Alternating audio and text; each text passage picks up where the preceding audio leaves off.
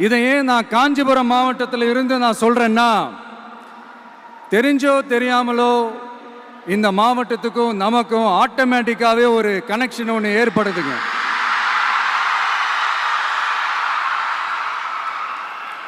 ஏன்னா நம்மளுடைய முதல் கள பயணத்தை தொடங்கினதே பரந்தூர்ல இருந்து தான். பரந்தூருக்கு போய் அந்த மண்ணில் நின்று அந்த மக்களுக்காக கேள்வி கேட்டதும் இதே அண்ணா அவர்கள் பிறந்த காஞ்சிபுரம் மாவட்டம் தான்.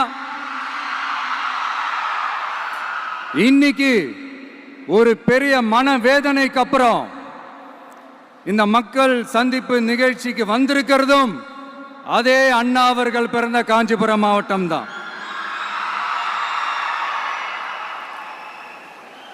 அதனால நமக்கு எல்லாமும் கொடுத்த நம்ம மக்களுக்காக எல்லா நல்லதையும் செய்யணும், அதுவும் சட்டப்பூர்வமாக செய்யணும், அங்கீகாரத்தோட செய்யணும், அதிகாரப்பூர்வமாக செய்யணும், ஒட்டுமொத்த தமிழ்நாட்டு மக்களுக்கும் செய்யணும், ஒரே மாதிரி செய்யணும், ஒரே எண்ணத்தோட செய்யணும்.